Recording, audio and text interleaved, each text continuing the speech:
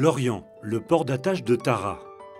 Véritable laboratoire scientifique flottant, la goélette Tara a déjà parcouru 400 000 km lors de ses 4 dernières expéditions majeures. Des expéditions menées en collaboration avec les grands laboratoires mondiaux, dont le CNRS. La fondation Tara Océan est aussi observateur spécial à l'ONU. Quelles que soient ses missions scientifiques du pôle Nord aux mers du Pacifique, de la Méditerranée à l'Amérique du Sud, Tara démarre et termine toujours ses aventures à Lorient. Situé à l'ouest de l'Europe, en France, en Bretagne Sud, Lorient, c'est tout d'abord une grande place portuaire sur l'Atlantique. Commerce maritime, construction navale, grand centre de pêche, la rade de Lorient est un paradis des activités nautiques. Premier pôle européen de la course au large, c'est ici que s'entraînent et s'élancent les plus grands maxi-catamarans et IMOCA du monde. Lorient est aussi connu pour son festival interceltique, plus grand rassemblement planétaire des musiques, des danses et des cultures celtiques.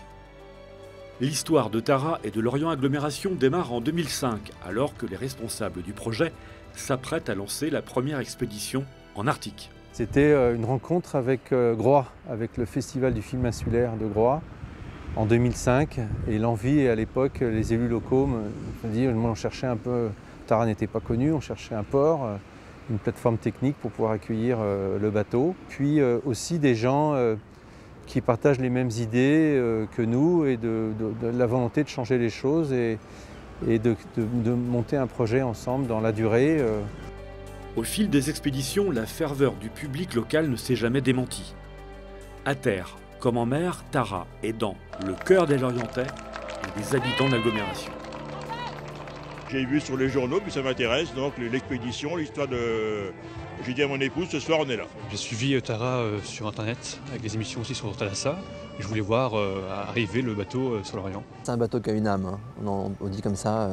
Certains bateaux ont une histoire, ont une personnalité en fait. Et cette histoire entre cette personne qui est Tara et Lorient, je pense qu'elle est vraiment...